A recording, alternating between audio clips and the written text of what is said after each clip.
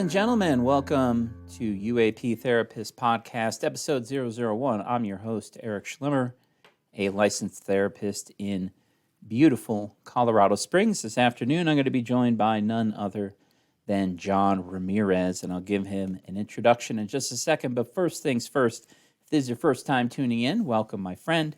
And if you are a return viewer or listener, welcome back, my friends. I really enjoyed you tuning into the program. Also, we did first things first, so we'll do second things second. For our YouTube audience, if you skipped over that 5-minute introduction with the clear, crisp, haunting sounds of none other than Comacozer, the world's greatest band out of Sydney, Australia. There's a comma in there. They're not just the best band from Sydney. They are the best band, period. And if anyone disagrees with you, that's when you say, you, sir, are about to have a slice of knuckle pie. Now, each introduction is unique here on UAP Therapist Podcast, and today I'm going to talk about the differences between men and women, of which there are many, and there's no way I can cover all of them within an introduction or even an entire podcast. So I'm going to do what I do best, is talk a little bit about therapy. Now, in a past episode, I talked about acceptance and commitment therapy, and I do an exercise with my clients with this deck of cards, the ACT value cards. We have 56 laminated cards. 4 of them are blank, and so I wrote a couple values in there myself. So as a quick review, we have all these values in this deck. We have order, we have structure, we have challenge, we have adventure, we have winning, and about 52 others. And then we go through these. We start with all 56, and the first round is select the values that are very important to you. Then we do another round, same exact thing, select the values that are very important to you. And then the third and final round, I ask my clients to select whatever remaining cards they have, what values are most important to you. They usually end up with about 25 cards at the end, so they've got to get rid of about 15. And then you've got your 10 most important values. Again, that was in a prior episode that you can listen to or you can watch on YouTube. Now, there are 2 truisms out there, and it's a very easy way to explain the differences between men and women. Women like connection and security.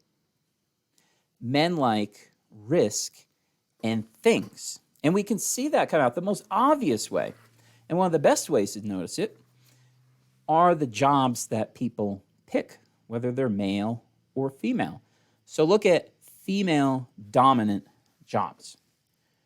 First grade teacher, kindergarten teacher, elementary school teacher, high school teacher, teacher overall, and there are quite a few female professors. They also are the majority of therapists, and as far as I know, they are the majority of pediatricians. So right off the bat, you could see there's some kind of connection going on between women and other people. Women love connection. Now, there is a vicious rumor, a grand conspiracy going around, that society dictates the jobs that men and women choose. Do not kill the messenger. It is the man himself and the woman herself who chooses where they want to work. So, for example, there is no band of pitchfork-wielding, torch-carrying plumbers as part of the patriarchy going around demanding that women can't be plumbers. Just like there is no roving bands of women going around saying that men can't be therapists. If you want that job, you're more than welcome to go out and take it. No one's going to try to stop you, whether you are a male or a female. Again, do not kill the messenger. I'm not going to give my address out because there will be people wielding pitchforks and carrying torches at my home when I get home from the podcast tonight. Okay, so we have those truisms right off the bat. Women prefer connection and security. Men prefer things and risk. And you can see that in the jobs that they do. The way I explain men embracing risk, you can look at a couple things, and that is the jobs that they take, extremely risky. About 95% of workplace deaths, male. About 95% of combat deaths, male. And to put it in upstate New York vernacular, I grew up in the Adirondack Mountains where there's a whole bunch of rednecks. A lot of the guys up there would say, watch this, hold my beer. I guarantee you, no woman in the history of humankind, dating back millions of years on this planet, has ever said to her husband, her boyfriend, or a male friend, watch this, hold my beer. Why is that? Men like risk, and to be quite honest, women are quite a bit smarter than men. When you get that situation, the hold my beer situation, the man is going to take a very risky approach to something, and what is the woman going to say? Honey, I wouldn't try that if I were you. The next thing he knows, he wakes up in the intensive care unit, and she is standing over him saying my favorite thing, I told you so.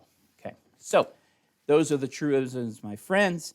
And then if we go back to the cards, what I did, because I am a data, evidence, and number, and trend, and correlation, and causation nerd, I've done this with about 60, 70 clients, and I input data into an Excel spreadsheet, seeing if there was a pattern. Did males choose certain values? Did females choose certain values? And lo and behold, the answer is yes. Okay, so let's look at what came out of some of my clients doing the acceptance and commitment therapy exercise in which they chose their 10 most important values. So let's talk about the sample. Sample size is 45 clients. They all did it voluntarily. The average age is 32. The youngest client, 16. The oldest client, 65. All right, so we've got 45 for the sample. The average age of a participant is 32. Ages range from 16 to 65. And then the guts of it, well, how many were male and how many were female? It was almost precisely 50%. It's really as close to 50% as you can get with an odd number. So we have 22 female clients. That would be 49% of the sample. And we have 23 male clients, which of course would be 51% of the value. Now, what does that tell us right off the bat? Right, so we have 45 people coming in, half are men and half are women. Well, I'm not sure what that means. We could draw many theories, hypotheses, assumptions, and presumptions from that. I am of the opinion that why I have about half male and half female coming in, men face far more serious and more problems overall than women. Don't kill the messenger, but females are more likely to talk about things, and that's where that connection component comes in. Men are generally stoic. So I have 3 strikes against me going regarding stoicism, not opening up to people, though it's something I do very easily. Male, American, veteran. Okay. Those 3 characteristics make me not want to open up, but being a well-educated professional, I don't have any problem opening up myself. Okay, so here we go. So out of these 45 people, we'll start with first what this sample chose overall. Okay, so we've got these 45 clients. What values did they like overall? And then we're going to break down their preferences, female and male. All right, so again, we have 56 cards. So what are these people picking? What is important to people here in Colorado Springs? And perhaps you could extrapolate that to Colorado. Perhaps you could extrapolate that to the United States. The number 1 value picked by participants is family. 53% of clients chose the value of family. 47% chose the value love. 42% chose the value independence. 36% chose the value honesty. Another 36% picked inner peace. Another 36% picked the value trust. And then a third each chose friendship and health. So again, the choices of values that took place here in most common, which would be 53% down to 33%, you have family, love, independence, honesty, inner peace, trust, friendship, and health. Okay. Now we can look at choices, male and female, and there will be a little bit of overlap. Right? So what I noted, so those overall choices, I noted, hey, look, if a third of clients picked it, I think that's significant. When it comes to female and male, I said if at least 70% of that sex pick that value, I think that's significant. So let's run through these. There are maybe 2 surprises here, but beyond that, I nailed it. I knew exactly what these clients were going to pick, whether they are male or whether they are female. Okay, so let us start with the female choices. And these actually start at 71% and go up to 100%. So 71% of females chose acceptance. 71% of females chose safety. Again, women like connection and safety, men like things and risks. So that explains why they picked safety at 71%. We're already up to 80% consistency, which is almost a form of security, right? They like to know what they're getting themselves into. Joy, 80%. No surprise here. Thank you very much. Way to go, Eric. Connection, 82%. Gratitude, 86%. And then this is nuts. So the respondents range between about 3 and 15, right, per individual value. 100%, or excuse me, these values, let me word this. Females chose this value 100% of the time. All right, here we go. No, I'm going to reverse that. This is so hard to explain. What an amateur. It's amateur hour here at the UAP Therapist Podcast. I invited the Keystone Cops in, and Abbott and Costello are coming in later, and then the Three Stooges. This value was picked exclusively by women. There we go. This value was chosen exclusively by women. These values are inner strength, peace, self-respect, service, and structure. Okay? So again, what did females pick? Ranging between 71% and 100%, they chose acceptance, safety, consistency, joy, connection, gratitude, and now we're into the 100% ranking, inner strength, peace, self-respect, service, and structure. Again, you can see a pattern, connection and security. You can see that pattern emerging. And how many is that? 1, 2, 3, 4, 5, 6, 7, 8, 9, 11. Okay? Men exclusively picked some of these, and they certainly picked them more common than females. All right? So what are the male choices? This is funny. Right off the bat, we have 80%. Sex and fun. Surprise, surprise. If air guitar or watching professional wrestling or monster truck shows or listening to doom metal was one of the values, those would be 100% or at least 80% like these, okay? But I didn't have those as cards. So we have our male choices right off the bat, 80% each, sex and fun. Men like sex, men like goofing off. Why is that? Well, at least the fun part, men are well behind women in maturity. So I'm of the opinion if you have a male and a female, and let's just say they're 30 years old biologically, I think the woman will act like she's 30, the man will act like he's 24. I think men have this gap in maturity of about 6 years throughout their lives. And that is easy to see, and I think most listeners and viewers would agree. So right off the bat, 80% sex and fun, 86% humor and patience. So we already know men like sex. they like fun, and they like to goof off. So we have humor at 86%. The only surprising result in all of this data I just read, 86% of men like patience. That was really surprising because men, I think, are impatient. I think women are very patient. Now, the question was, again, when they selected these, very important, most important. So it's a value that is very important to them, which is not them saying, oh, I would like to have this, right? It's not a measurement of, oh, I already have it.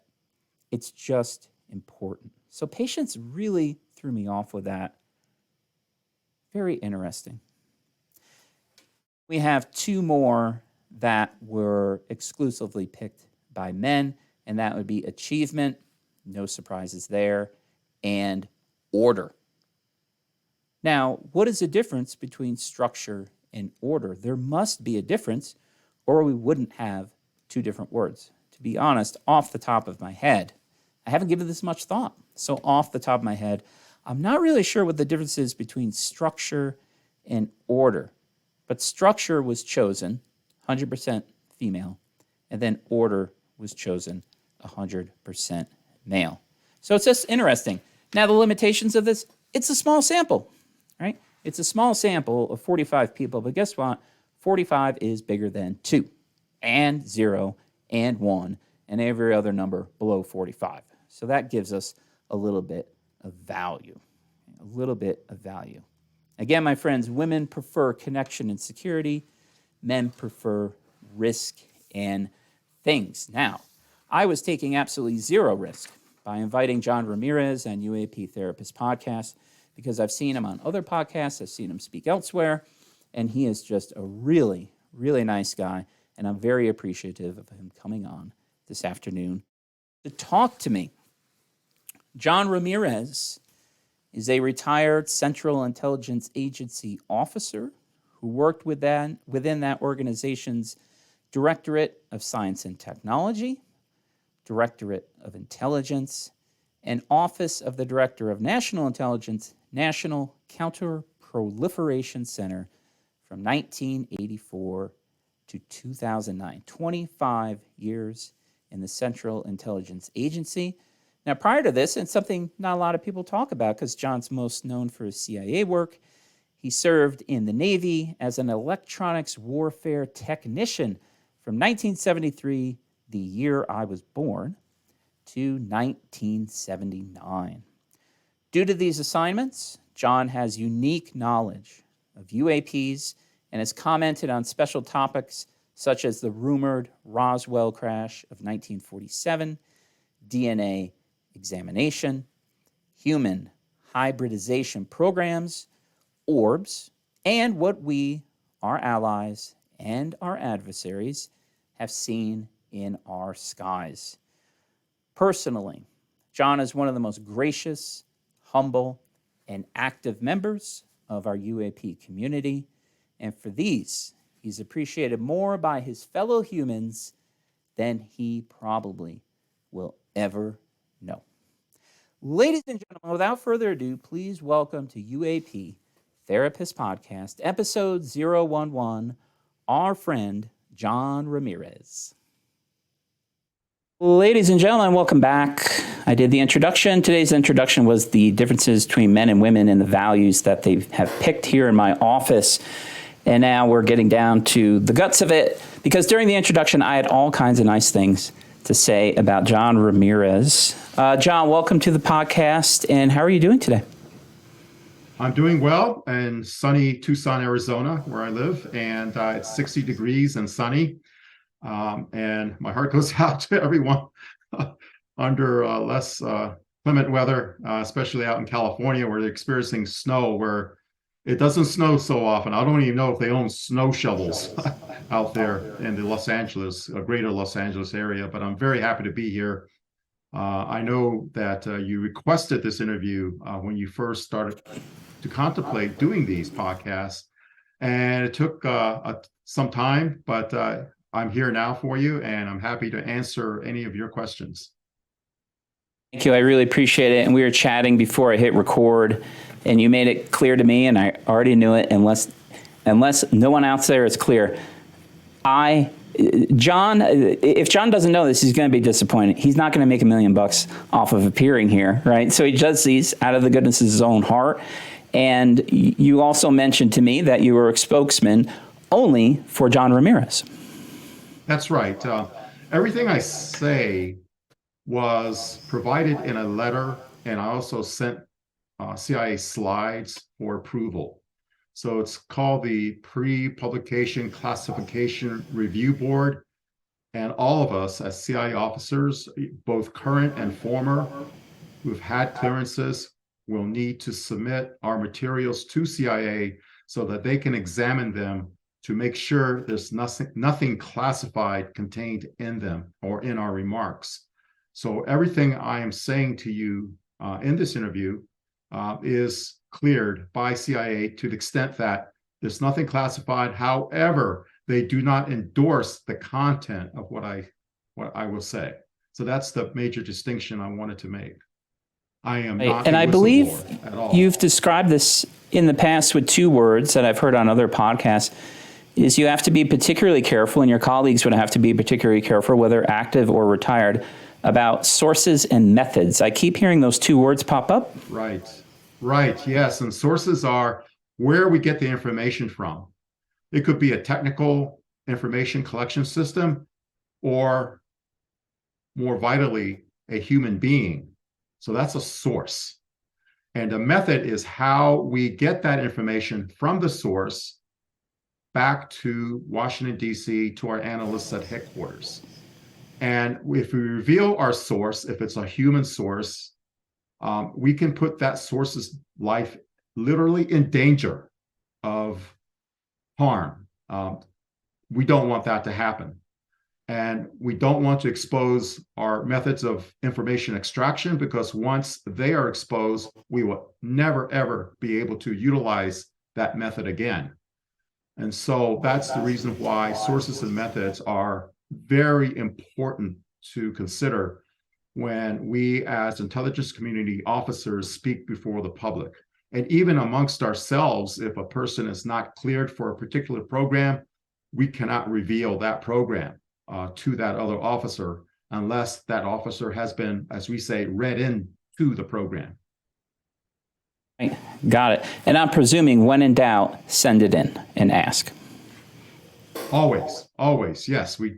We don't want to expose perishable sources, literally perishable, or expose fragile methods of extraction. So we want to preserve that at all costs.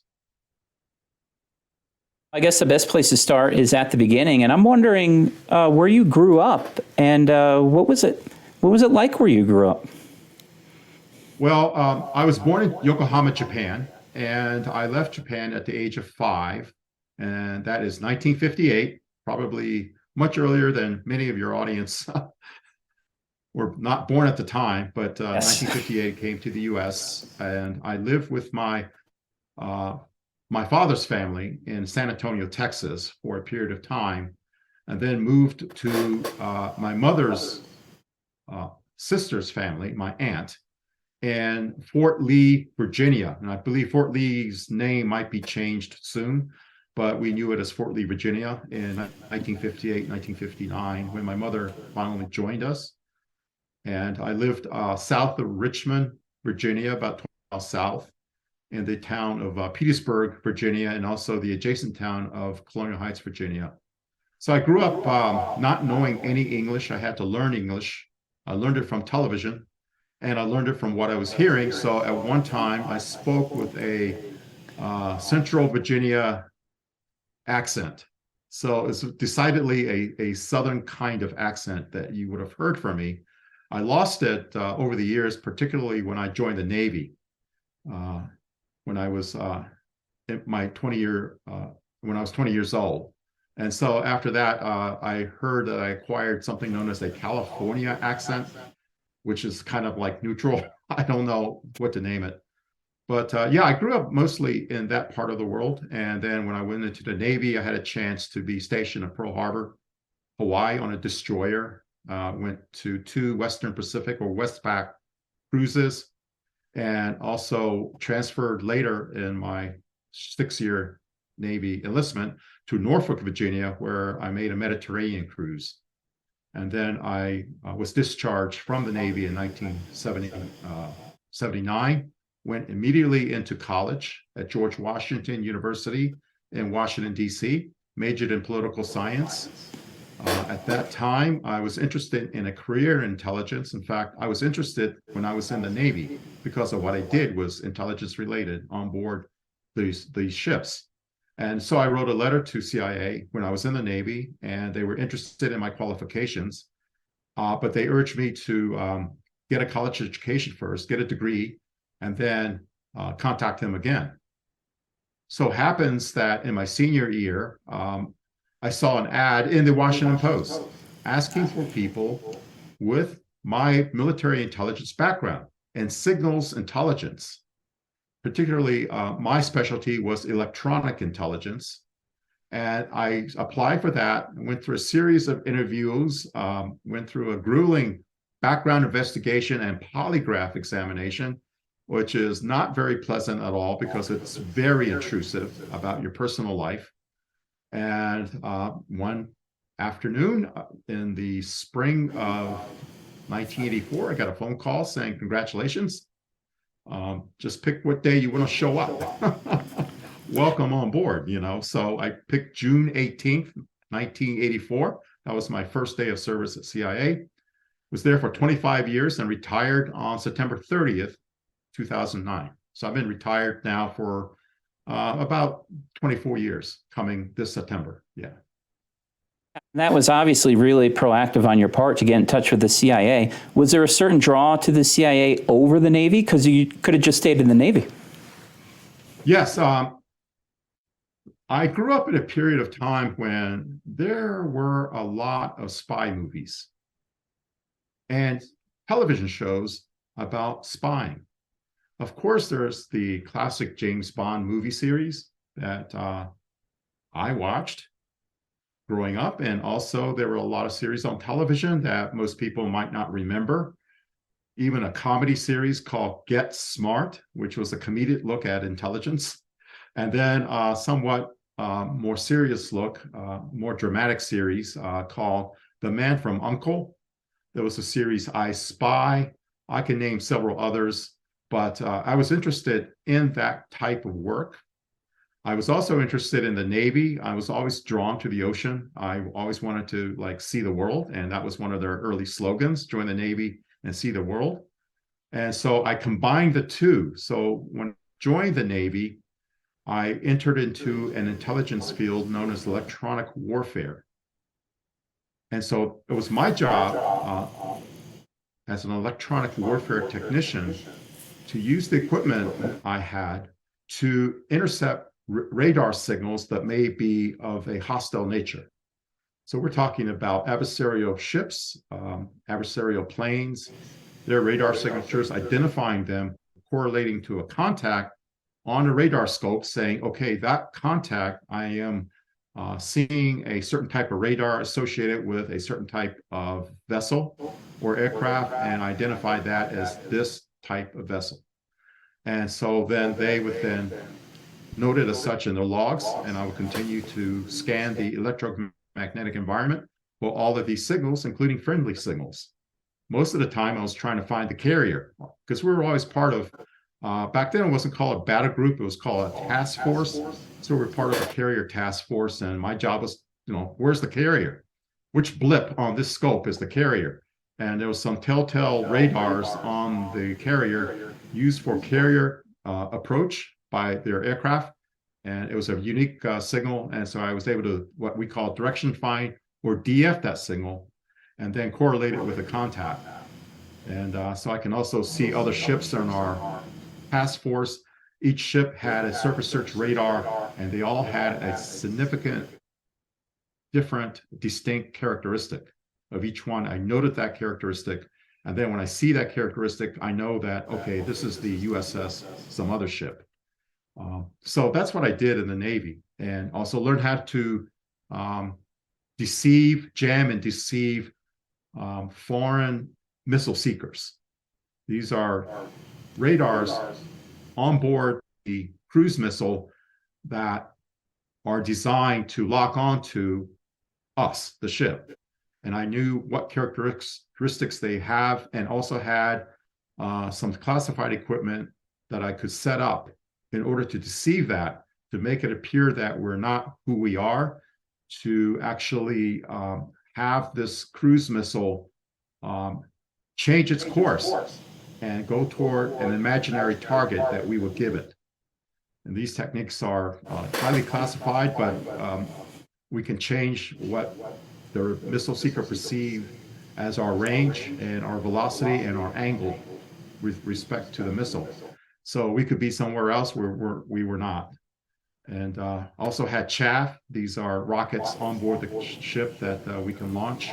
And everyone knows about chaff. I think that's what most people see in the movies of these flares being thrown out.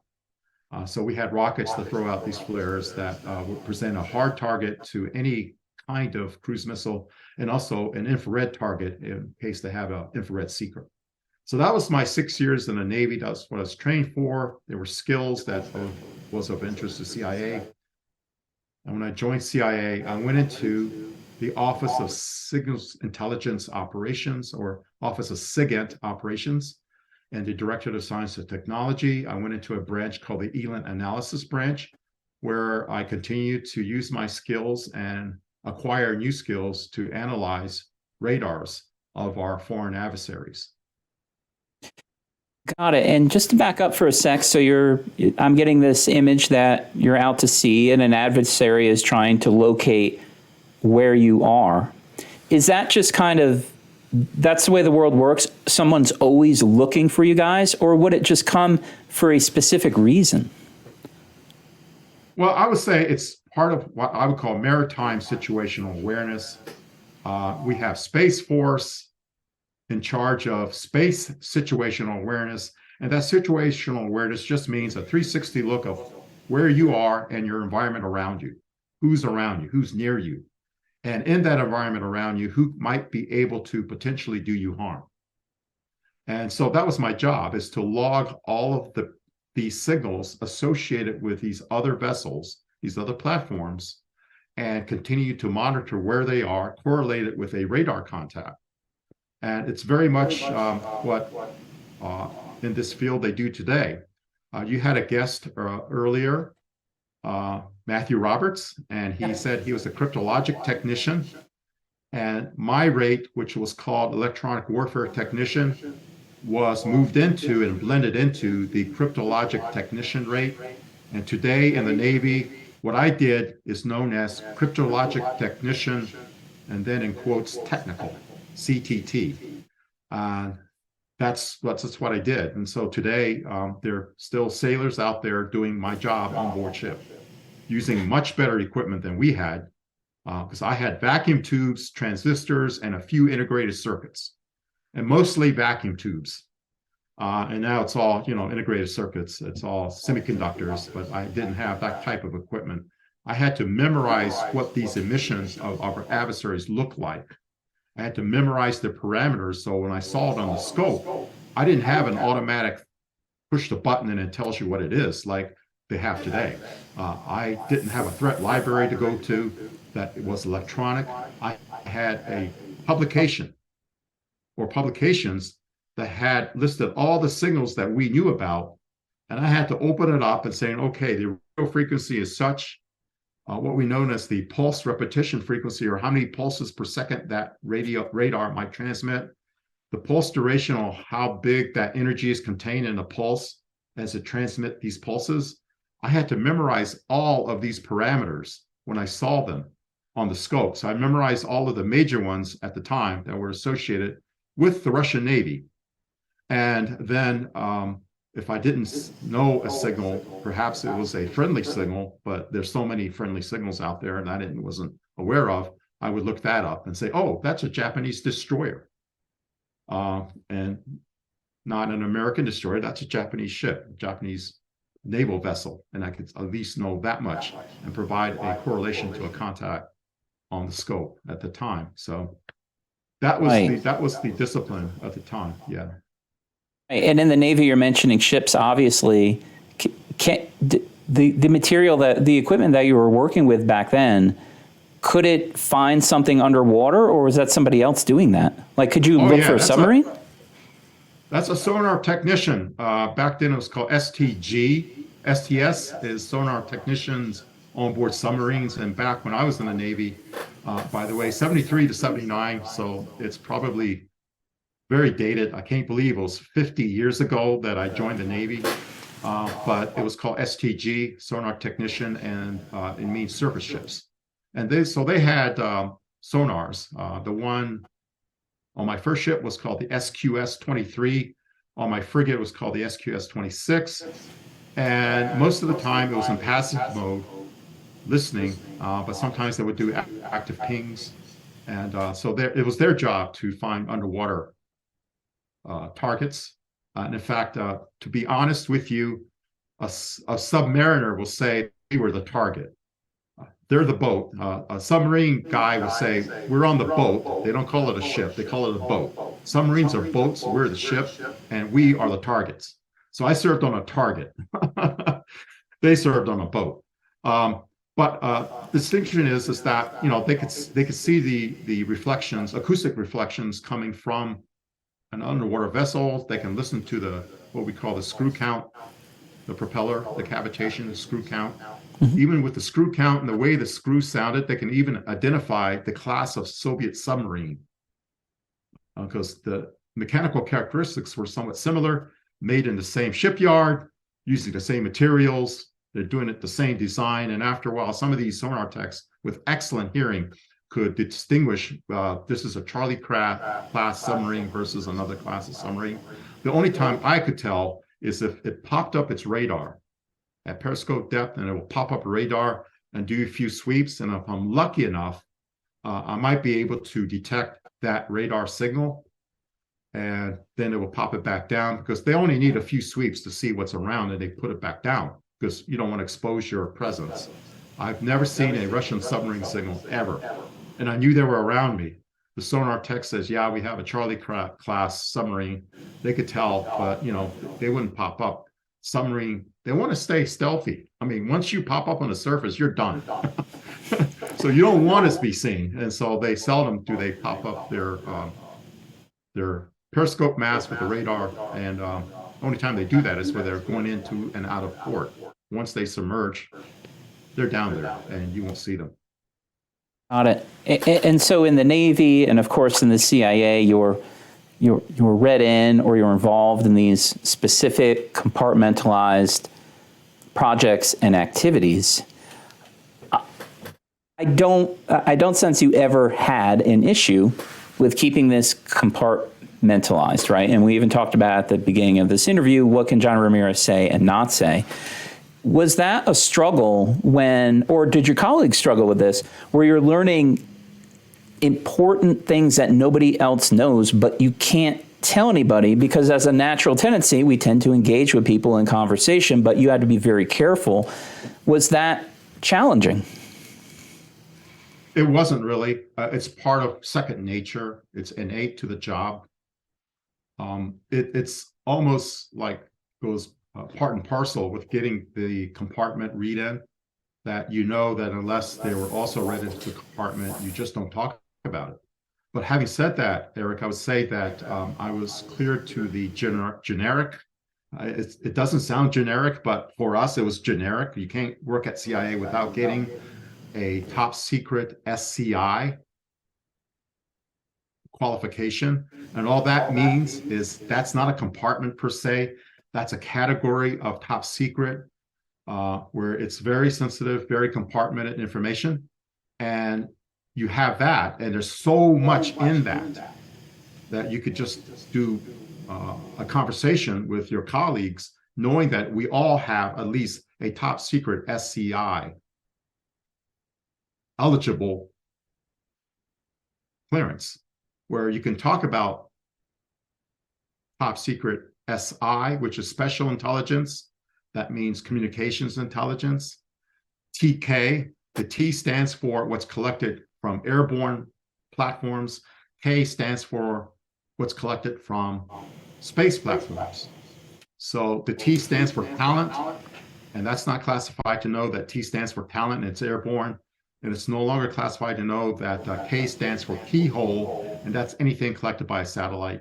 And from there, there's various other subdivisions or compartments within that expands out. Probably the most restrictive is called HCS, which is the Human Control System. And again, remember I said that we have perishable sources.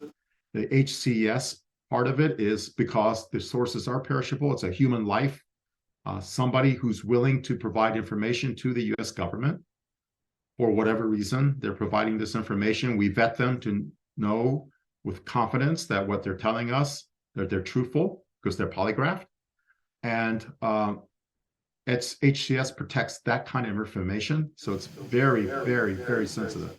Because if that information gets out, that source's life is in danger. So a compartment built like that is because, for example, if I get like you and maybe two other people and myself, and let's say we get read into something very, very restrictive, and we're foreign officers, we're serving a foreign government, right? And we get read into a special compartment for that government. It's that very few people know. And we get read into certain information, and that information gets out into the public domain. It gets released into the public domain. Maybe some server got hacked and that information goes out into the public domain. Then all of a sudden that information is of interest to the counterintelligence service, because now they're looking at, okay, who would know this? Let's get that list of people who were read into this compartment, and we're going to visit them and knock on their doors, and they're going to have a very unpleasant time underneath a basement in some building. We don't want that to happen. That happened, but we don't want that to happen. So that's why there's secrecy. And people say, oh, you're covering things up. No, we're protecting lives when we have these types of secrets, especially when it's human sources. We have to protect them at all costs, at all costs. Of course, we have technical sources as well. And we want to be able to protect those technical sources, the specific characteristics and parameters and capabilities of these technical sources, let's say a satellite. We don't want our adversaries to know how to defeat that type of collection. That if they do something on the ground, our satellites might be blind to what they did on the ground. We don't want that to happen because we'll lose a lot of information. So that's under, like SI and TK. For communications intelligence, both ground and airborne and space-based, and also with imagery collected from above, we don't want that to be known.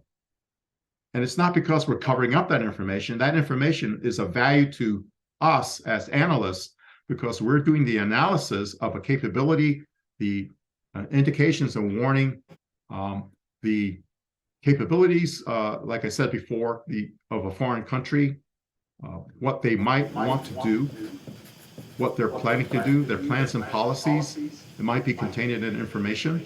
And we do the analysis and provide that to the policymakers as finished intelligence.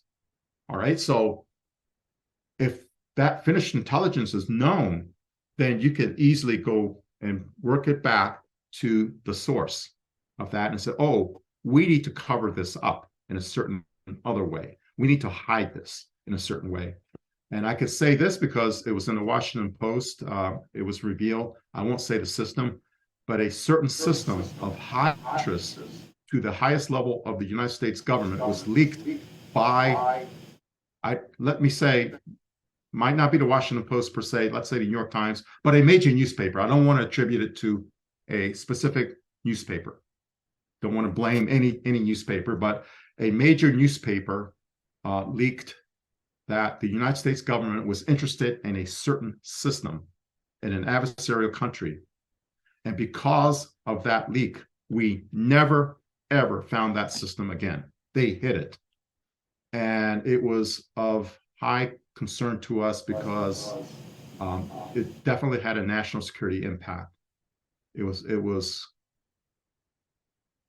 have made us vulnerable if this system was further developed, and now we don't know if it was developed because it was hidden, because the Washington Post or the New York Times or some newspaper or journal leaked it. And so if we don't talk about this system, is it a cover-up of the system? In a way, yes, but I mean, we're covering over the system because we don't want our adversaries to know that we even know about that they're working on this at all. And so that's the reason why we have secrecy. Because if something comes out like this material or equipment you're talking about right now, if I know about it, then our adversaries know about it. Everybody knows about it. Essentially, that's correct. But to bring it into the UAP fold, all right, so now we have, let's say, materials or craft of a non-human origin, not made by any of our adversaries in our possession. It's not a capability that we have, but we have in our possession. That capability, perhaps we're trying to understand, is the fact of that we have those materials or those craft in our possession. Should that be a secret? That's something I think the government is grappling with right now, of how much can we reveal? Because in my mind, the only reason why, and this is my personal opinion, everything I say is my personal opinion, the reason why that they're covering up the fact of that we have materials and craft in our possession is because perhaps we may have exploited the materials, exploited the craft, and we're able to derive from that technology a capability adapted for human use by our military. And so you don't want that to be exposed. So if you expose that, then you're going to ask, where did it come from? And we might say, because our physicists and engineers and scientists are very brilliant, and they are, but it could be some capability that no one else has. And we don't want our adversaries to have it as well. And so in that regards, we might want to not acknowledge that we have these materials and these craft. I think that's where we're at now. But I think, personally, I think that the source materials and the source craft that are of non-human origin, that really belongs to humanity. Sure, I mean, we build some fantastic craft that can do amazing things. Okay, sure, you can keep that under wraps, okay? That's a military capability we don't want our adversaries to have.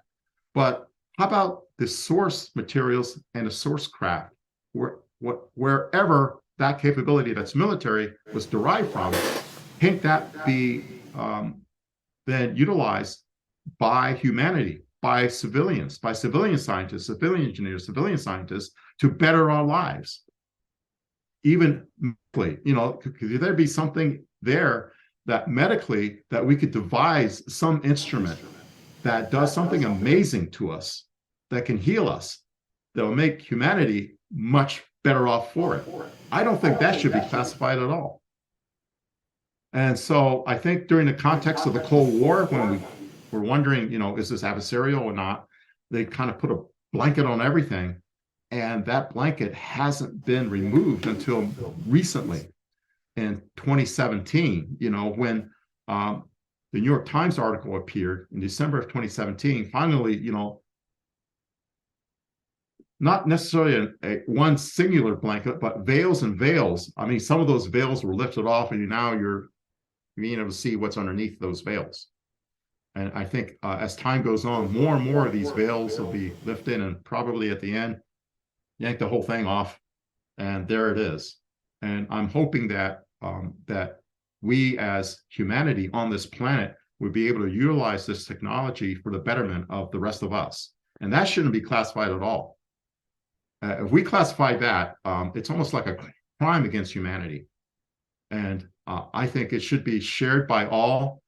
I mean, don't give it to any particular country. Let's let it be provided to United Nations under United Nations auspices on behalf of the entire world.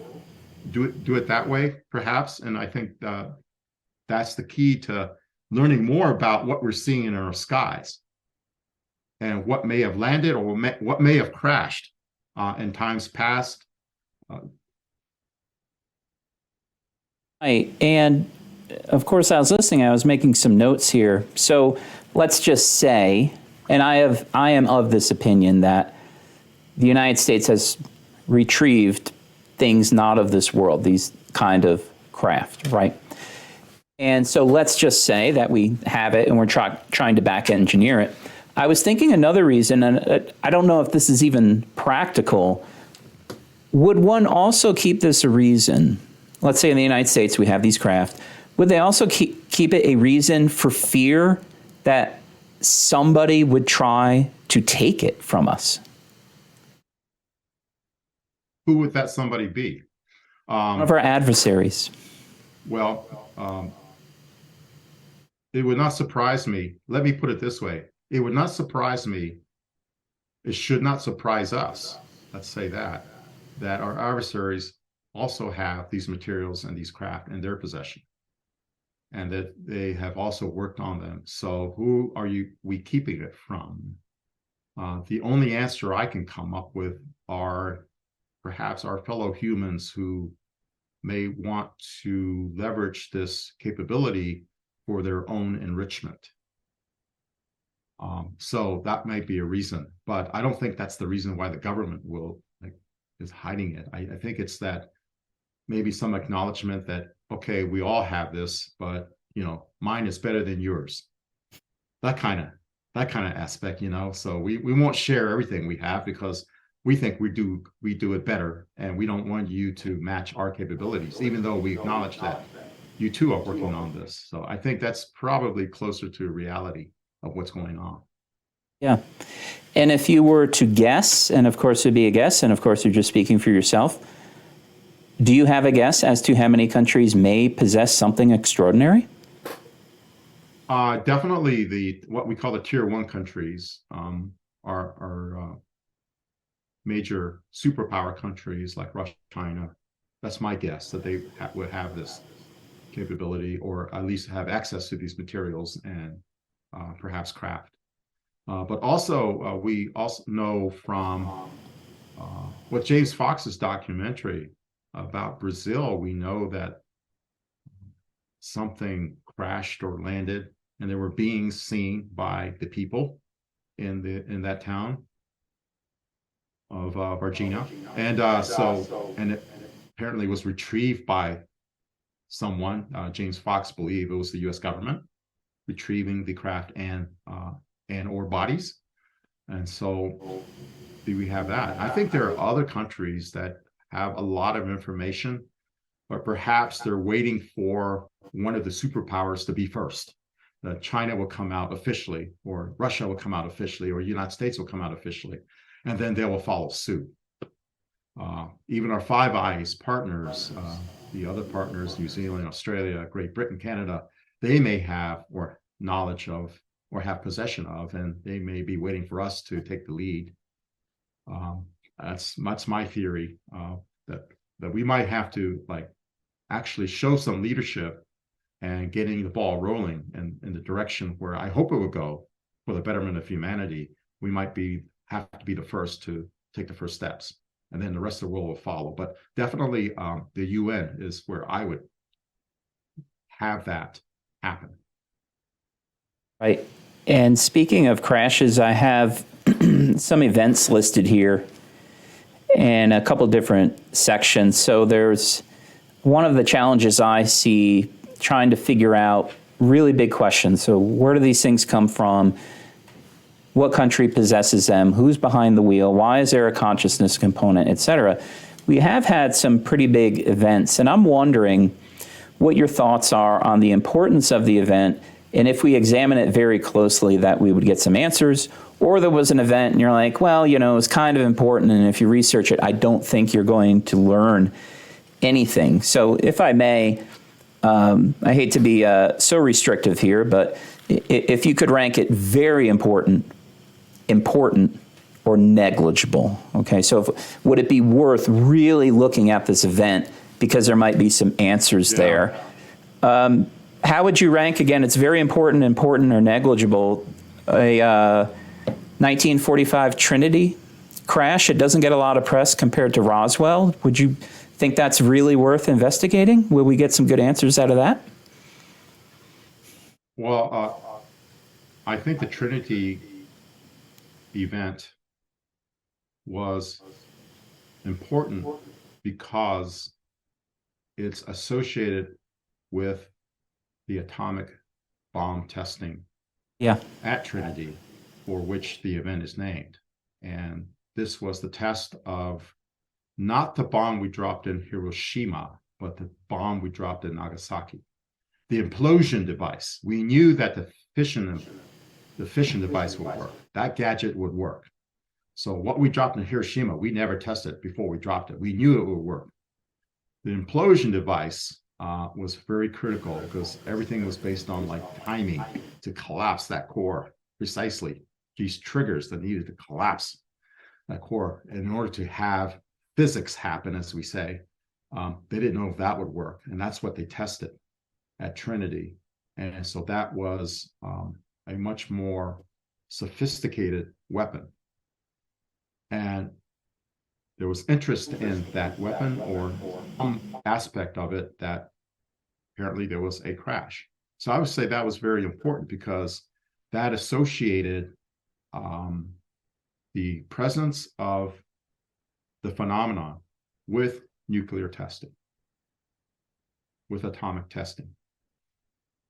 And that gives us a clue of why they're appearing now. There's an interest in our ability to destroy ourselves. Yes. In the sense that perhaps they want to prevent us from doing so. So you say, oh my gosh, they found the kids found the box of matches and are lighting them. And we need to like make sure that they don't burn the house down. Because I think that that is the non-human intelligences also reside on this planet or nearby to us within our solar system. They've been there for a long, long time, long before perhaps we appeared. And so when we found the ability to destroy ourselves, they became interested. Very good. I was thinking the same thing. How about the 19th? We're going to go ahead 2 years later. Similar areas, the Roswell crash. It obviously has a lot more press and a lot more information and evidence than Trinity, from what I've seen. Is that still worth looking at, the Roswell crash? The Roswell crash, I think, is very important in that there are eyewitness accounts of beings on board that craft, whether they were alive, partially alive, or deceased. One thing that comes out from that incident, more so than just the fact that there were remnants of a craft that may have crashed, were that beings were recovered. And because of the beings that were recovered that has been spoken about anecdotally, I think that's very important. Because if the government at the time recovered the craft, they certainly also recovered the beings. And I think, to me, that's more fascinating. Not so much of how things fly or how they work or what's flying, but who's driving them. And regarding who's driving them, I'm most interested in mundane things. Like, do they talk? I kind of think of it from a therapist perspective in a connection with each other. So, do they have a sense of humor? Do they communicate vocally that you can actually hear it? Do they experience love, shame, regret, guilt? Are you very interested in that? So if we identify who's flying this thing, exactly who they are, like when you get to know a fellow human intimately, you really get to know who they are, what their beliefs are, their values, their fears. That's what I'm by far most interested in. I'm kind of like you. Like if it flies really fast, that's fine and it's really interesting. But I'm mostly interested in like the essence of the person in the craft or the being in the craft. Are you like that? Mm-hmm. Yes. In fact, it goes both ways. It's not only the beings on the craft, but encountering the beings on the craft. How does it also affect us? How do we think of life after that? Will our worldview change? Or is it a pleasant experience or an unpleasant experience? Our interactions with the phenomenon as well as the phenomenon's interaction with us, is of extreme importance.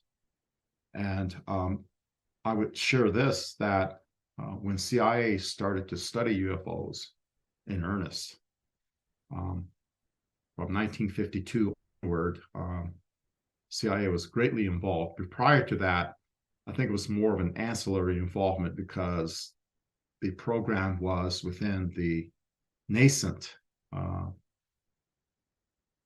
defense community, the military industrial complex, so-called. It was more or less contained there. But when you have these craft overflying our nation's capital, policymakers get excited, government officials get excited, and people want to know. They want to know what's going on. And CIA's job at the time was to explain what was going on. And back then, NSA was founded, I believe, in 1952, as a result of our intelligence failures, CIA's intelligence failures in North Korea, of being able to detect the presence or the entry of Chinese into the conflict. NSA was 1952, around the same time. But prior to that, the C in Central Intelligence Agency, is key to understand that it was the only intelligence agency independent of the military in the US government at the time. And so they were given a task to look into it, and they gave it to the nuts and bolts people, the Physics and Electronics Division of an office called the Office of Scientific Intelligence, Physics and Electronics Division.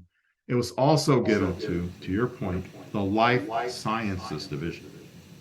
And the Life Sciences Division will have officers such as yourself, Eric, who understand the workings of how human beings react to things, their mind, how the mind reacts to things, how the mind interprets the world around it, and how that world affects that person's mind, for better or for worse. And you want to help them out to make it for the better. Well, that's what life sciences is all about. It's about humans, physiology, psychology, biology. It has everything to do with like organic life at CIA. It's studied by, back then, the Life Sciences Division. They had the UFO portfolio as well. Now we have to step back and say, why would a psychologist, a psychiatrist, or a physician want to look at UFOs? Well, one reason is they were interested in how we humans would perceive the phenomenon, how we would react to the phenomenon, but could also be because that they also knew that they had access to the occupants of the phenomenon, and that's why they were involved. That's a hard one to, I don't have any clue whatsoever, but I knew the Life Sciences Division was involved in the study of UFOs, and so I have to interpolate and extrapolate why that might be, knowing what Life Sciences Division did as part of their job.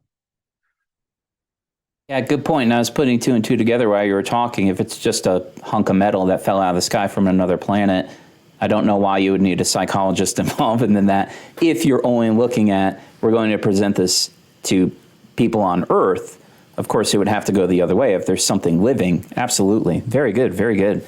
So we have the Trinity is very important because it doesn't seem like coincidence that you just happened to go to the Trinity site that year. And I think you mentioned, I believe the first detonation, was it called the Gadget? Well, back then, the folks at on the Manhattan Project, who were working what is now known as Los Alamos National Labs, they called these devices gadgets. Gadget, got it. I was going to ask you, would it be worth looking at some pretty famous abduction cases? I had Travis Walton in 1975. No one was abducted, but the 1980 Rendlesham Forest case, 1961, Betty and Barney Hill, 1994, the Ariel School. We have these famous cases of some kind of close encounter, maybe somebody going on like a hard shell craft, UAP. Are there answers to be found that are valuable from looking at those personal cases? I would say very important, mainly because I've also had these types of experiences in my life growing up. and have had encounters in adulthood. Most recently, here in Tucson, I had an encounter when I moved from Charlotte, North Carolina to Tucson, Arizona. I had an experience with a being who appeared. Somehow they like bedrooms. They appear in bedrooms. And I had one appear before me. I was awake. I looked up and there it was. It was shadowy, but it was a humanoid shape.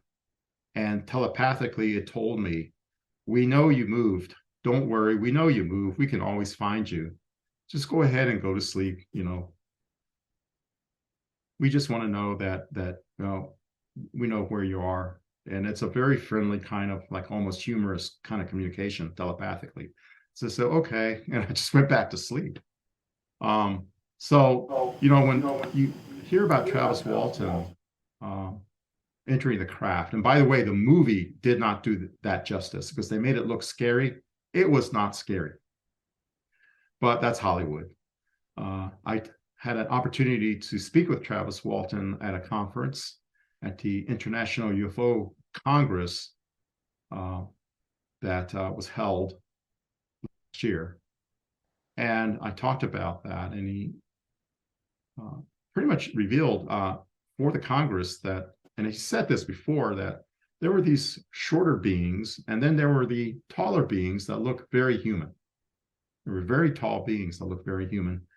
He wasn't in any way like threatened or didn't experience anything unpleasant like that as depicted in the movie. So please read the book, not watch the movie and think that's the truth.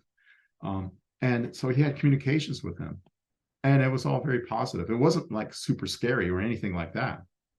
But these tall beings were then assisted by these shorter beings, and the tall beings looked very human. The shorter beings did not look human, but they were humanoid. A head, a torso, 2 arms, and 2 legs, that kind of thing.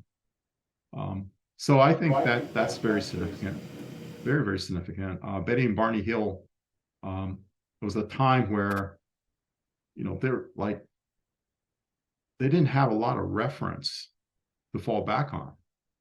They were living in an era where there were these scary UFO movies of flying saucers invading the planet, right? And that was the science fiction context they had. No one really want to talk about UFOs, but there were some nascent UFO groups back then. But for the most part, there would have been a social stigma about it. And so when they had their encounter, they didn't remember it until they went into therapy, if I recall. And then they recounted what they experienced, but they had no context for it because no one was saying that, these are real and the beings are real. They had nothing to go on. And so they approached it from a place of fear. And that's what came out, that it was scary for them. So I think that's very important because it showed that, that depending on one's personal context, one's personal worldview, you might perceive the phenomenon as scary or threatening. And they may be doing things to you that are frightening. But now we know that, they do have experiencers who stated, they've done something medically to me. So it's almost like that's part of the experience, that you may have something done medically to you. But I think that's very important because it's like the very first time that, maybe not the first time, but it was a major event that became publicly known that they had an experience with beings. And it wasn't, from their perspective, all pleasant to them. And they were shown star maps that didn't make sense until you looked at the star map from the perspective of the visitors. And all of a sudden it made sense. So that also, I think, is kind of very important as well. And you mentioned some others, but I singled that out. Rendlesham Forest is sort of like Roswell 2, in a sense that there was an encounter between military forces with an actual craft that was operational. And there were what they call anomalous human effects from encountering that. There were anomalous human incidents. There were like injuries associated with exposure to that craft or its propulsion system. And so I think that is important as well. And If you go back and mention a few, I can comment on those as well. But Now you mentioned the term scary, terrifying. Is some of that just synonymous with the unknown? that could be. I can't attest to that in the sense that my experiences have been very, very benign. Because my very first experience of something out there and me being part of something out there occurred when I was age 4. When I looked through my first telescope, and I was in Japan at the time, and I looked through my first telescope, and I just had this sense of fascination with space, in the sense that I belong out there, not on this planet. I felt like I wanted to be out there. And 57 was, it was 1957 when this happened, was about the time of the very first rocket launches to put satellites in orbit. It was the International Geophysical Year occurred around that time. And then later Sputnik was put up. And so we were in the space age at that time. And I remember seeing like the scary movies as a kid, flying saucer movies and stuff like that. But I felt like I belonged out there. And so I mentioned I lived with my aunt's family, my mother's eldest sister's family, and my cousins in Fort Lee, Virginia. And I was playing with my cousins and our neighbors. And out off to the right, my right, I saw a craft rise out of the woods. And it was like not a saucer shape, but more of a, not completely cylindrical, but rounded. So cylindrical, but rounded at the ends. And it silently went up above the woods and then drifted off and disappeared. And as it was rising up and I could plainly see it, I asked my cousins and our playmates, do you see what I see? Look over there. Do you see it? And they did not see it. They said, there's nothing there. What are you looking at? There's nothing there. And then there were other experiences of being taken to various buildings, houses where I was medically examined. And my mother said I never went to any of medical facility like that, and so forth and so on. So all throughout my life, I had these experiences with a phenomenon where it was not scary to me at all. And so I don't know why I had experiences that were not scary and other people had experiences that made them afraid, because I was never really afraid of any of these experiences. And I've only had one bad experience, if you call it bad, when I was working at CIA and living in a condo in Washington, D.C. I woke up and I was awake and I saw a being come toward me that looked more like a reptilian being, what we would call a reptilian being. And it approached me close enough that I was actually physically punching it, pushing it and punching it, and yelling at it to leave me alone. And it kind of grabbed me by my arm right here. And then the next thing I remember, I woke up and there were scratch marks here. Now, skeptics might say, well, you scratched yourself in your sleep, or you scratched your arm against something near your bed. No, these were like what a fingernail would make if you just dig deeply into the skin and like somewhat dragged it a little bit. These were they were dried blood spots on there. So that was a bad experience. But afterwards, when I would wake up at night, I would look over in my bedroom and I would see like a green mist with lights in the mist. But it was a green, like not really a form, but somewhat like circular, and with little lights or sprites of light. And when I looked at it, I felt this sense of protection, of peace, and of love coming from it. The message was, we will protect you. And I had that experience many times where I felt this sense of protection around me or with me. So those were the pleasant experiences. I don't know how to address a fearful one other than it might want to project what you feel inside. So if you're coming from a place of fear, or if you have like conflict or trauma from previously in your human life, and you're carrying that hidden trauma that you haven't quite dealt with, and you see something like that, it may trigger that trauma. And then that might then put you through a cycle of fear. You start having anxiety attacks or things like that. And I've had anxiety attacks. And I mentioned this because I saw one of your earlier podcasts, I think it was episode 3. I've had, when you describe your experience up in the mountains and the woods up there. And so I had anxiety attacks, and I had sensitivity to loud noises myself, but it wasn't phenomenon related. I later discovered there was a medical reason for it, and they addressed that medical reason.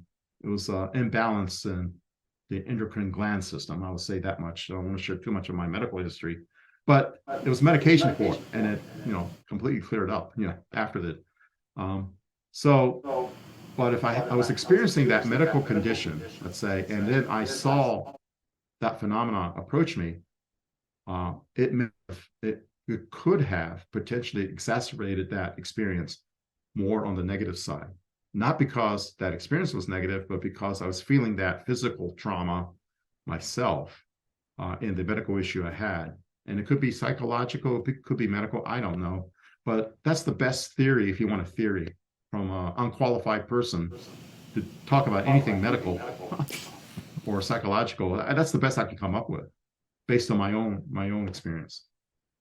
Right. And you mentioned, your entire life, you're looking out into, let's say, a night sky with a telescope or just a naked eye and say, I should be out there, I belong there, something like that. I'm just wondering, a 3-part question, if I may. Do you think you've been there? Do you think you will be there during your lifetime? And then what do you think of when you look at the stars at night these days? Okay, I'll answer the last question first. These days, I recently looked up at the night sky, and it was clear in Arizona, southern Arizona. Saw a crescent moon and the planets Venus and Jupiter. And it was very beautiful because they were all lined up at that time. And it was so beautiful. And I look up and I saw the Orion constellation, some of the other constellations that I could recognize. Fortunately, the Tucson area is a dark area because we have many observatories nearby in the mountaintops associated with the University of Arizona. And so we are a dark city. There are rules and ordinances about how much light you can have in your house, how many lumens a house can project out in the sky. So it's fairly dark. It's a great place for amateur astronomy. And I look up and I just let them know I'm here. That's all I say. I am here. And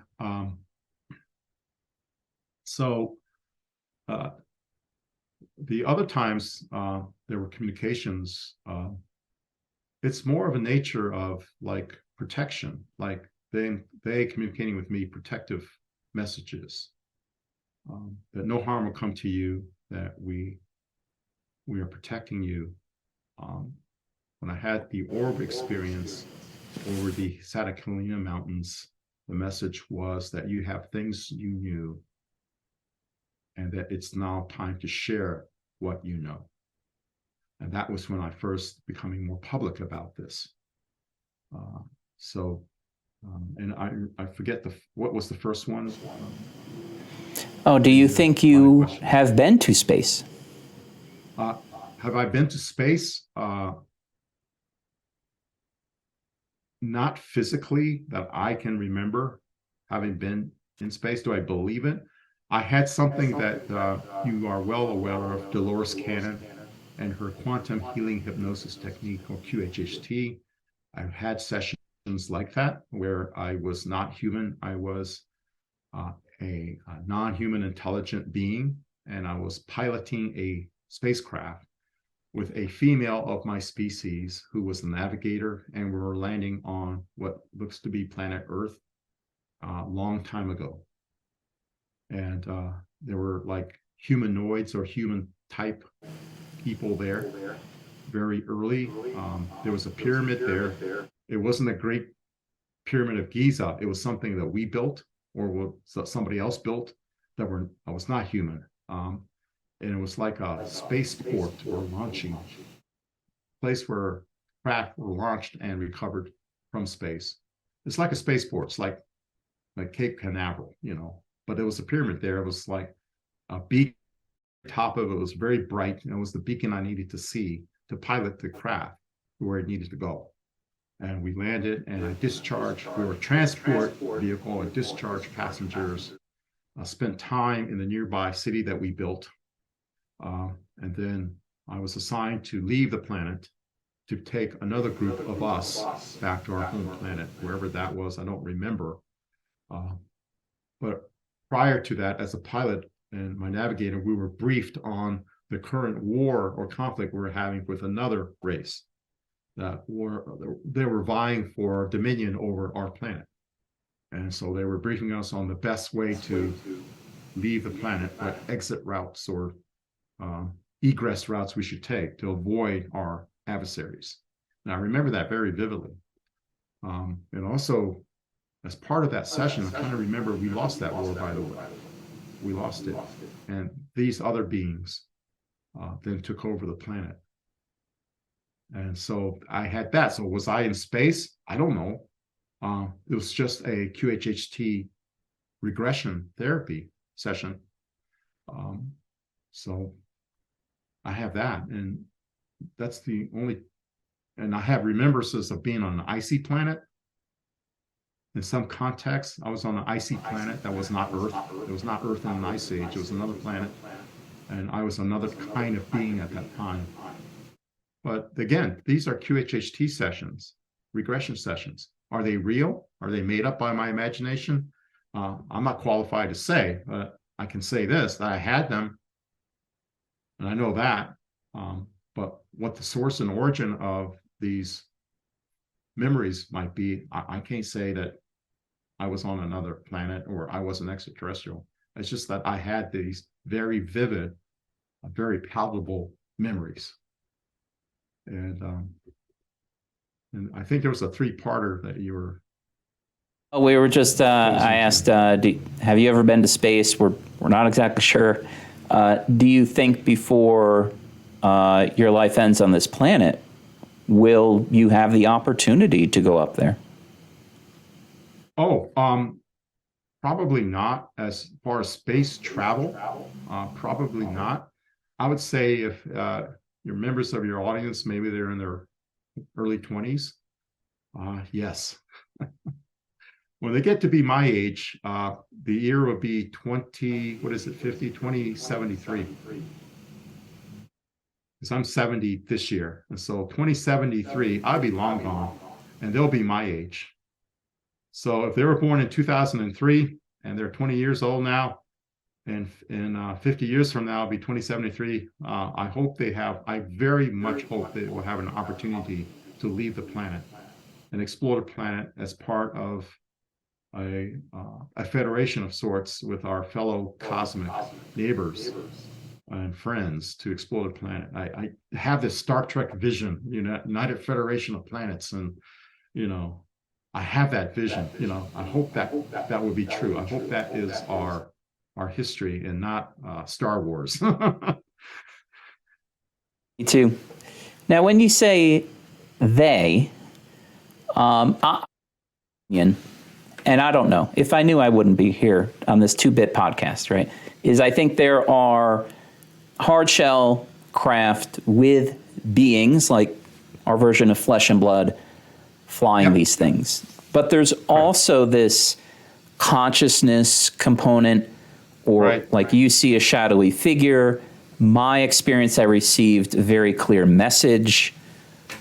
Are these two separate things, in your opinion?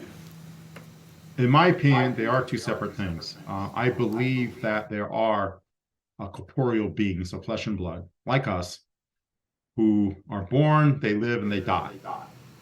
And in between, they have corporeal experiences from their perspective, like we have corporeal experiences from our perspective, living a life.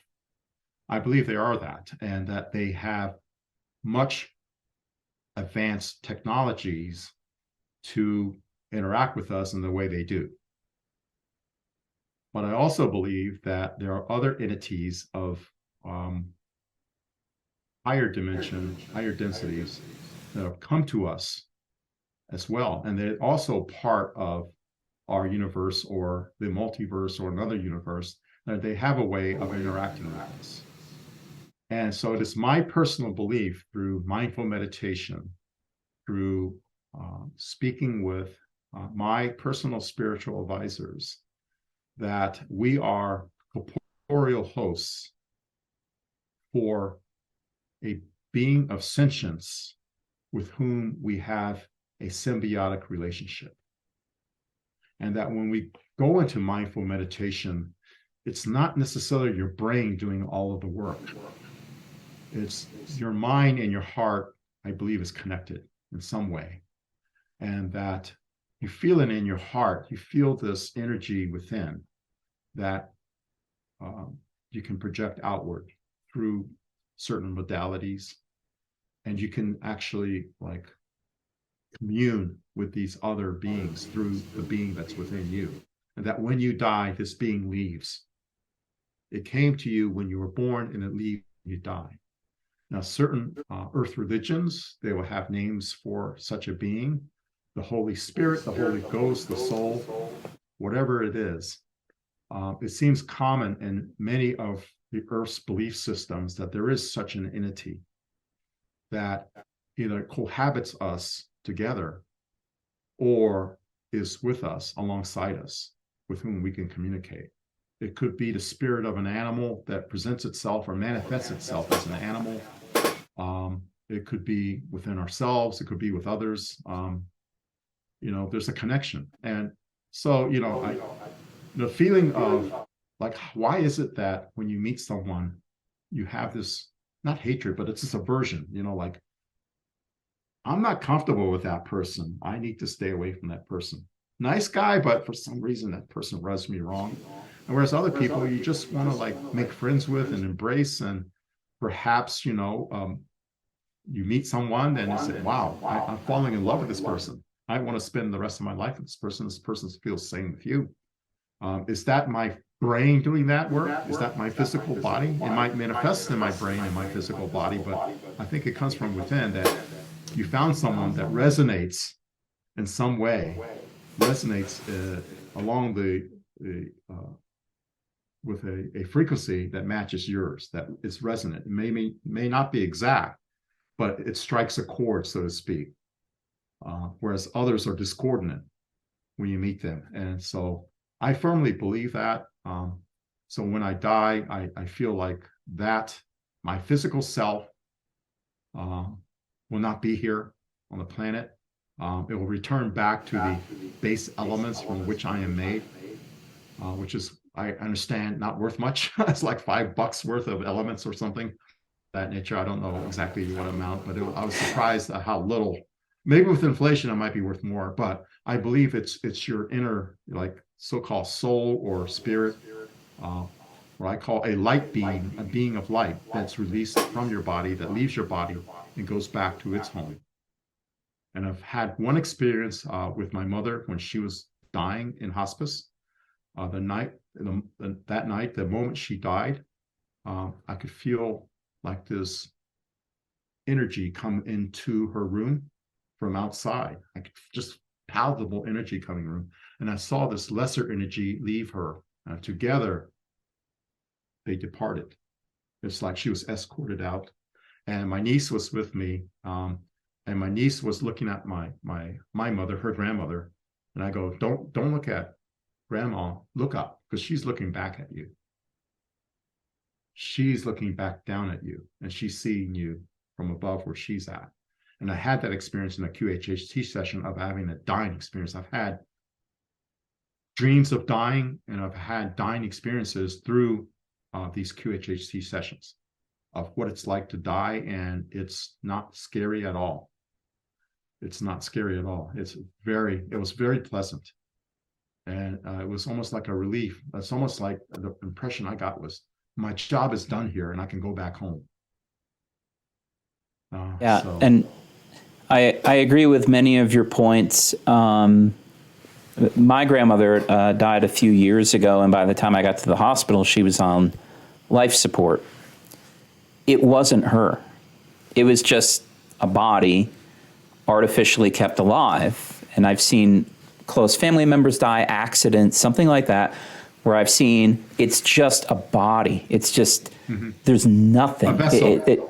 Yeah, there's just Yeah. nothing to it. I use the term essence. It's like and we have all these synonyms, right? A spirit, your being. I think it's some kind of essence. And so if this is correct, that your essence or whatever we want to call it leaves, are you under the impression that therefore that it can never die? It's just perpetual. It just goes somewhere else?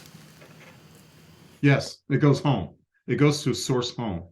Um, in my QHHT sessions, when I remembered that experience of dying and going back to, for lack of a better term, my people, my peeps, my light beings, that were like me, um, I saw them and I felt like I was finally at home and I didn't want to leave.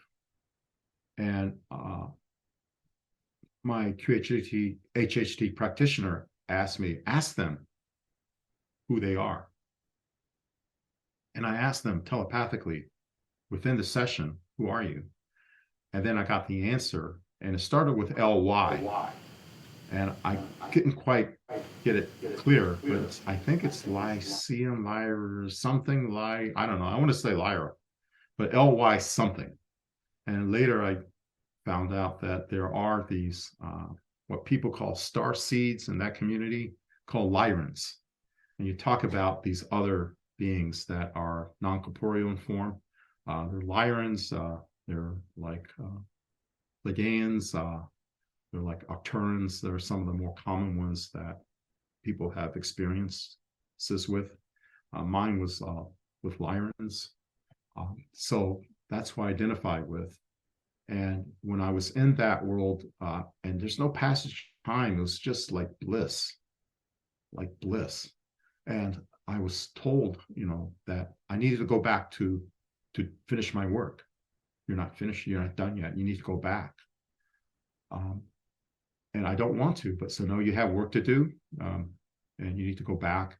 But you can choose the being you want to be for your next experience. And I was presented with a field of like little orbs of energy. This is like, I call it like a giant infinite egg carton, and each little egg had like some kind of energy in it. And I was flying over it, and I saw one that was like a swirling, smoky blue and white, glowing in that way. And I said, that's who I want to be. I saw this person's life from birth to death and everything that happened in between.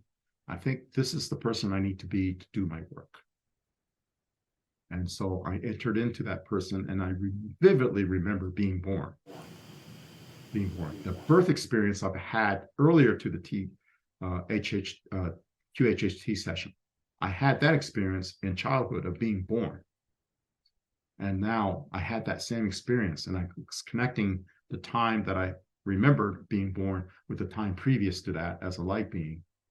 And when I was growing up, I was small, I kind of knew things that I couldn't explain.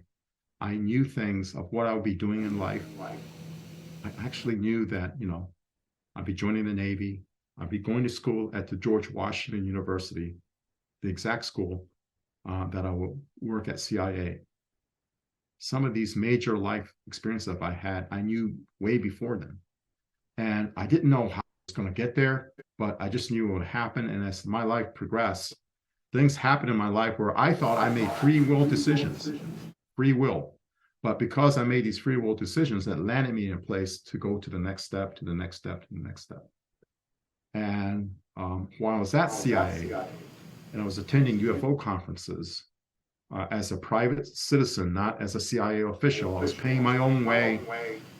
pay my own flights, my hotel rooms, and pay the conference fees. And so I would go to these great, glorious UFO conferences of the past with the greats like Jim Mars and Stanton Friedman. And, they were all alive back then.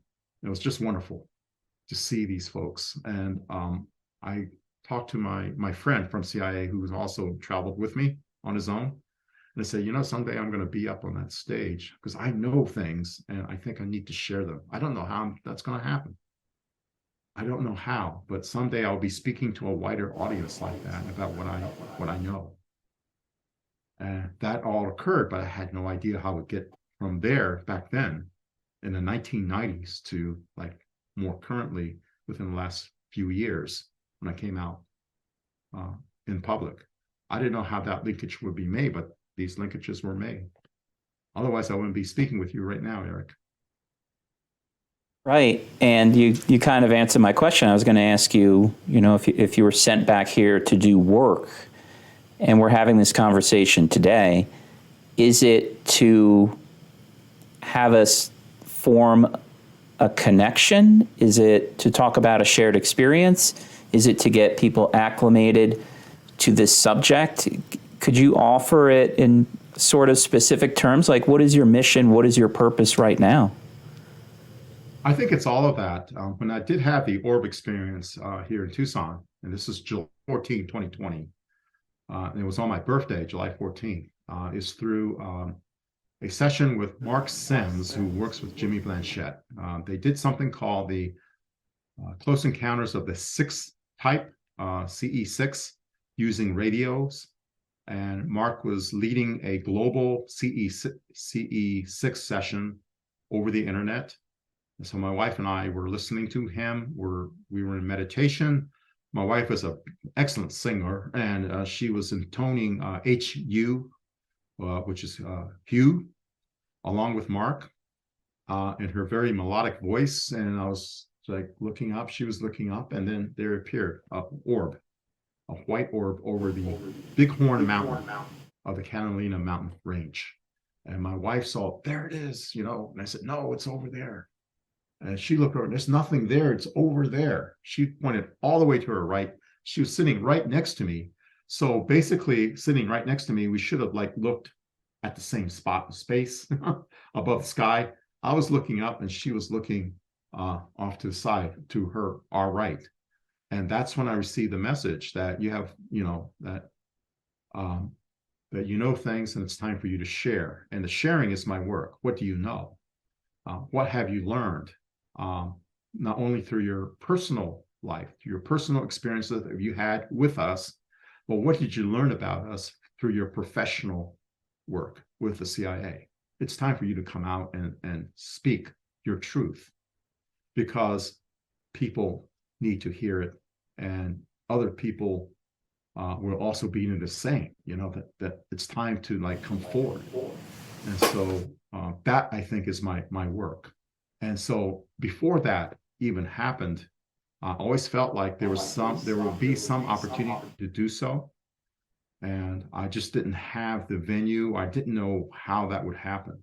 But things happened since I moved to Tucson, that things fell into place, that I got to meet people. I was introduced to people. I took a course called Exo Studies with Dr. Sean Esbjorn Hargens of the California Institute for Human Sciences, I believe. And through that, there were students in that hooked me up with a wonderful woman named Zinka Carroll. Nadi Hanna was in that course. She hooked me up with Zinka Carroll in Sedona. She had something called Exo Metaverse at the time, and they interviewed me. It was my very first interview that's still on YouTube. And that opened up other doors. And eventually, Mark Sims introduced me to Whitley Strieber. So my first interview with the ufologist was with Whitley Strieber, and that led to other interviews. And now here I am with you, Eric. So that's the work I think I was sent to do. Well, you're very good at your work.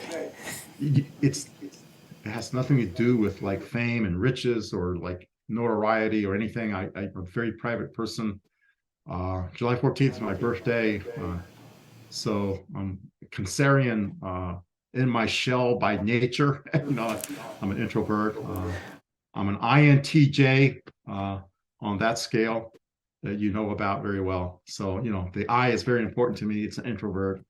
I don't like public recognition. I don't like speaking before public. I'm a wallflower. Uh, once the ice is cracked, so to speak, I can be expressive like I am with you now. But before then, I'm very shy. I tend to be by myself. And so I hope to continue this. I'm hoping that there's an opportunity as the Aero organization gets run up, and I understand that there's some move to bring a lot of this study into the White House itself through the National Security Council, which basically brings it into the Oval Office, that I'll really elevate it, because Aero is underneath several layers of management. So you have the President, the Secretary of Defense, and the Deputy Secretary of Defense and Undersecretary of Defense for Intelligence and Security. And then you have Dr. Sean Kirkpatrick, the Director of Aero. All right. So now you have Jake Sullivan in the National Security Council, and there's only one layer above him, and that's the President. That's the Oval Office. If you bring this study up there, that's a lot less bureaucracy, and executive decisions can be made at that level, where right now there could be layers and layers of bureaucracy and perhaps layers and layers of pushback from that bureaucracy. But now, when you're up at that level, there could be an opportunity for a lot of information to be coming out. And that's my fervent hope and prayer, that some of the things I know, that some of the things that other people know can be shared, because we have that high level, the highest level of government.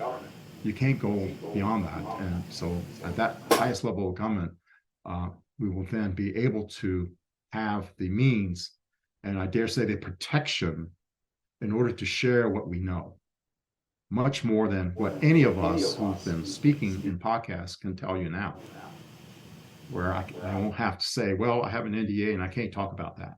I don't want to have to say that for what I know. And so I'm hoping for that opportunity. That's the next part of the work I was sent to do. Yeah. Well, I mean, I think it's about 50-50 why people tune into you. You have your work in the Navy and you have your work in the CIA. I'm mostly drawn to you because of your personality, right? So though you are partly an introvert like I am too, my favorite place to be is in the mountains by myself where nobody can find me, right? On the other hand, I love being in this office and connecting with people. And that's why I want to talk to you so much. I have a whole load of questions on this piece of paper I didn't get to, but this is one of the most personal, meaningful interviews that I've done, because you're so authentic and kind of like me with my experience. I just want to be a better person. I almost regard myself in all modesty as like an ambassador to humanity, right? And this is how you're supposed to act, and this is how you're supposed to be kind and loving and share your story and be selfless and all these great things. And my experience was good as well. And I love when people have some kind of experience and they take this loving ambassador something theme out of the experience. It's amazing. Now, I know you have to go soon, but I just had one more UAP-related questions, and then I just have some fun ones to end on a lighter note. I believe in the past you said that you were supposed to meet a specific person, and you would not say who that is, and I respect that. But have you met this person yet? Yes, I have. It's not me, as far as I am aware. No, it isn't, Eric, but you're special as well. Good. I will be, in fact, talking with this person tomorrow. We've had some great conversations. He had an experience in his life as well, and he is probably a better student of this phenomenon than I am. He's a voracious reader of books. I have very few books, and I read very slowly. And so I don't promote myself, because I have no books, no podcasts of my own, and nothing to sell. I don't sell anything. but I am reading. I just want to mention that Yeah. for those in your audience that want to read about an experience, an authentic experience, and what that was like for this person, please get The UFO of God, written by Chris Bledsoe. It was just published. I love this book. I am in the middle of this book, and this is really helping me as well to understand some of the things I've experienced. And he's just a wonderful, honest, down-to-earth person. And so I recommend this book highly, UFO of God. If you read just one book about the phenomenon, if you have never read a book about the phenomenon, get this one. Please get this one. And I just want to say that. But, Perfect. Yeah, thank you for that. That's what I do. I like most people, other than the fact that I worked at CIA and I may have some information they don't. I may have some profound information they don't. Other than that, I mean, I have to rely on open source now for all the information I get. And the advantage I have is I can tell what open source is good and what open source is kind of not good. You know, that there's a lot of conjecture and hopefully not delivered disinformation in it. I do have a disinformation radar, and I can tell right away if someone's not being like perfectly honest with what they're revealing, especially if they say, I was a former government guy, I worked at CIA, and I know this, or I know somebody at CIA, I worked at NSA, and they say something, and I go, no, it's not. That's not true at all. You know, so that's what I'm doing. That's the research I do, is just doing what everyone else does, you know, just reading whatever I can and looking at other people's podcasts, looking at yours as well. UAP Therapist, I think it's a wonderful podcast. What you're doing is wonderful. What you're doing professionally is wonderful as well. Thank you. That's very, very kind of you, especially coming from you, John. Can we end with some fun, light questions, John? Are you game? Sure. Okay. Lightning round. Ever driven a pickup truck? No. Oh, yes, I have. No, I don't own a pickup truck. I needed to drive a pickup truck because I was stationed overseas at a facility, and we needed to get to the top of a hill.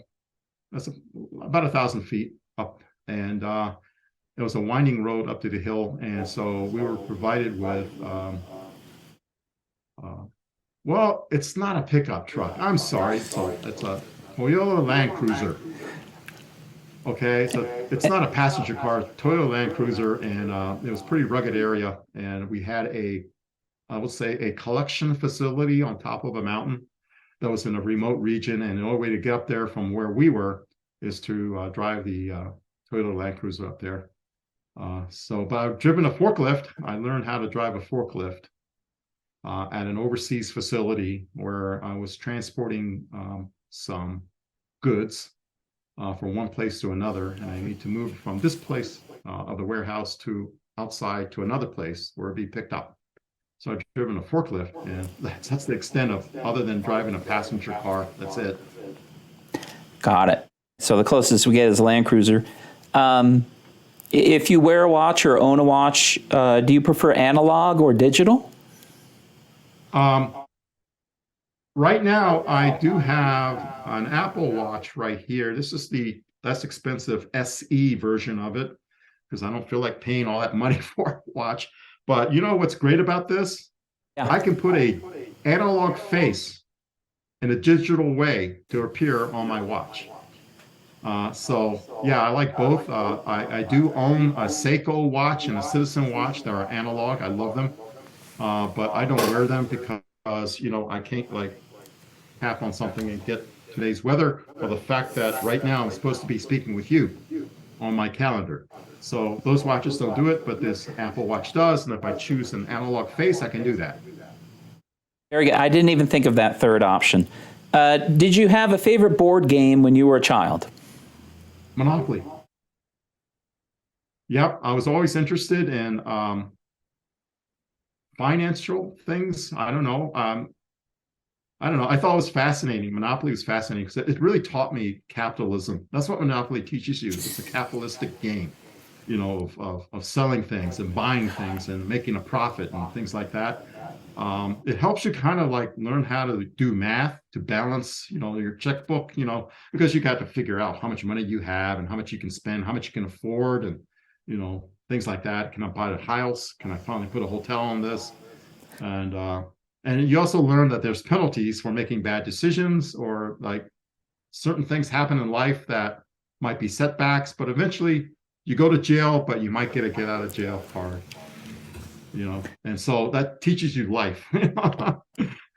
I agree. And there is no get out of free jail card, ladies and gentlemen. If you're going to watch an Olympic sport, what's your favorite to watch? Could be Summer Olympics, could be winter.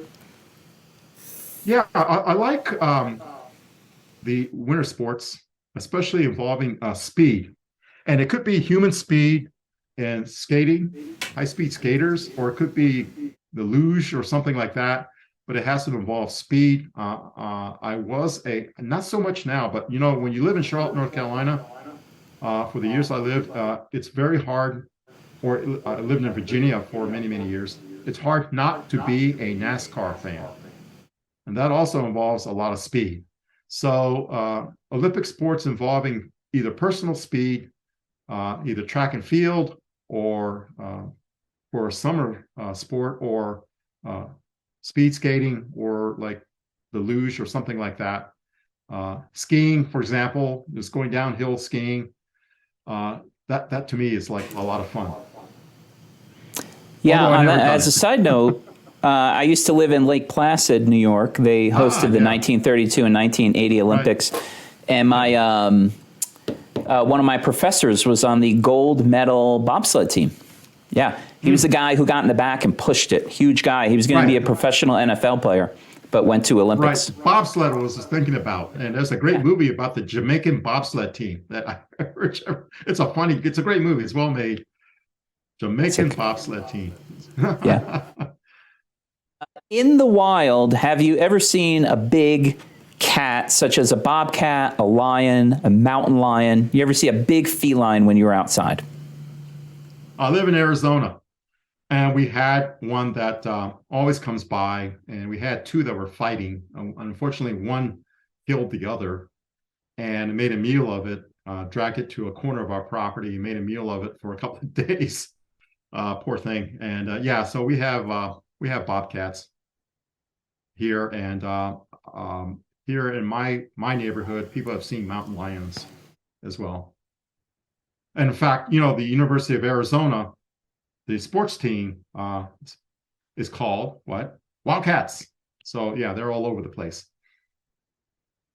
Very good. We're going with the Arizona theme still. When you first saw the Grand Canyon, what did you think? Were you totally blown away? Were you kind of like, well, it's nice, maybe it's hyped a little? Do you remember your initial reaction when you saw that? My very first sighting of the Grand Canyon happened at the same time as my very first sighting from an aircraft of the Great Meteor crater here in northern Arizona, and we overflew the Grand Canyon. And it's one thing to see it from the ground, but when you see it up from the sky, it is immense. It is amazing to think that water may have done that. So it's just breathtaking. Now, I must admit that I've only lived in Arizona since 2019, and I've yet to go see the Grand Canyon in person. My wife has, but I have not. Yeah, I've been down at the bottom once. It's really impressive, and again, seeing it from the air, it's way longer than people think. It's a really, really, really big hole, as an amateur would say.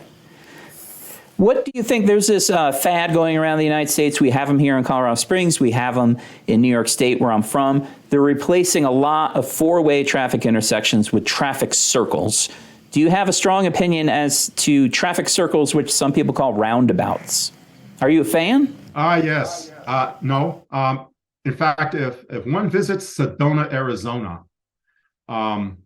it's nothing but these roundabouts. And here around in the Tucson area, there are not many roundabouts. It's basically regular intersections. So I'm not a big fan.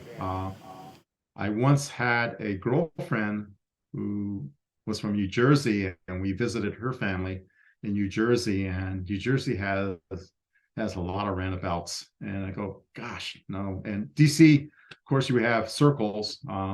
DuPont Circle is probably one that many people have encountered. And so I was never a favorite of that. It's confusing where you get on, how do you get off? You don't want to be like what is it? National Lampoon's Vacation in Europe, where Chevy Chase is just going around a circle and saying, there's there's the Trafalgar Square, there's over and over again. Started in daylight and pretty soon it was night. You don't want that to happen. Yeah, he would say, Big Band Parliament. They go around that. Right. Big Band Parliament. Right. That was it. Yeah, that was it. All right, so let's say, John, I'm going to visit you on your birthday. You said it was, I believe, July 14? Yeah. I bake you a cake. The stuff that I put on top, would you call it frosting or icing? I've used both terms equally, but I always like to say that I'm not a cake fan. When I was growing up, I asked my mom to get me a birthday pie. I'm a big fan of pies, more so than cake.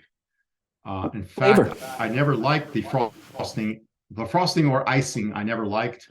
I would eat the inside out. So if I get a slice of cake, I would eat out the actual cake part and leave walls of frosting and icing up. As far as my favorite, I would say carrot. Carrot. Nice. We have just two more questions. All right. Tucson, we spoke earlier. I spent a couple weeks down there this winter. I've done a lot of trips down around Tucson. It's gorgeous, just stunning. Do you have a favorite scene? So it could be the sun setting over the mountains, rare snow on a cactus, a jagged peak. Just something in particular around that Tucson area you find really visually pleasing? Yes. I love the Catalina Mountains. It's now the highest peak where Mount Lemmon is. It's about 9,100. In Colorado, that's a hill. 9,100 is nothing in Colorado, but that's a hill in Colorado. But 9,100 feet, there's snow up there. It snowed a few days ago. I took some pictures of snow in our backyard, so I love that. And the sunsets and sunrises, equally great. I love the sunsets more because that's when you get that orange horizon and the beautiful blue sky that's on the Arizona flag, captured on that flag, and I really love that. Yes, and I learned yesterday that the Arizona flag has a copper-colored star because they've done a lot of copper mining there in the past. The stars. Copper state. Yes, absolutely. Yes. There's copper underneath us. There's magnetic ore, iron ore underneath us, and there's also water underneath us. You put them all together, and you got yourself a battery. You got yourself a copper top battery, and people wonder, why are there so many vortices in Arizona, especially in Sedona? Well, we're a battery.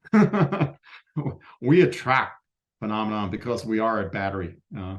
So that's my theory about why there's so many sightings in the sky. It's one of the hot spots to see a craft. If you haven't seen one, go to Sedona. And if I do another promotion, Melinda Leslie, my good friend, has the UFO sightings tour out of the Center for the New Age in Sedona, Arizona. Look it up on the internet. And if you ever get to Sedona, take one of her tours. You said, gee, I've never seen anything like that. And I've never seen any of these strange sights in the sky. She'll show them to you. And they're not satellites, because I seen one do this, go back, jag it, and satellites don't do that, folks. So yeah, and it's seen five in a row traveling like that at a pretty good rate of speed. And so Arizona's the place to be. Yeah, I was fortunate to go to Sedona once, and then more fortunate, I got to camp on a mountaintop on the national forest outside. Absolutely stunning. I might have to move to Arizona. And then the last question, John, it's the same for all guests. If you had to go back and meet your younger self as a child, what one piece of advice would you give yourself? Yes, I would ask my 3-year-old self, do not stick that drumstick down your throat. I don't know what led me. So I was interested in percussion instruments. I thought I could be a good drummer. No, I just made noise. and my parents got me this little toy snare drum, 2 drumsticks, wooden ones. And for some reason, I thought it'd be really neat to see if I could swallow it. And that was not a good thing to do. My mom had to take me to the doctor right away. I had some bleeding down my throat, and I would tell myself, "Don't do that." Hold my hand, my younger self's hand, and not do that. There you have it, folks. It comes from John Ramirez, straight from the source. Don't stick a drumstick down your throat. Before we end, John, any closing thoughts? No, thanks for having me, Eric. I know this has been a long time coming. You requested this interview when you were first thinking of starting the UAP Therapist podcast, and I'm very pleased to be here. And I just want to close with just stay tuned. I think we are in an era now, a different era of where I'm hoping that there will be more official information released. I'm hoping for a fire hose and not this drip, drip, drip that we've been getting. And I just hope that you guys can be able to take it all at the end of a fire hose. So I think it's coming. So I just want to close with that, and thank you again. Thank you for your audience, and looking forward to seeing more of your podcasts in the future. That's very kind of you. Thank you very much. Ladies and gentlemen, that's been episode 011 with none other than John Ramirez. Next weekend, I'm either going to host Chrissy Newton from The Debrief, or I got to catch up again with the hosts of UFO Garage, the podcast boys from Austin, Texas. Either way, I'll see you guys next week. Thanks again, Mr. Ramirez. Bye, everybody.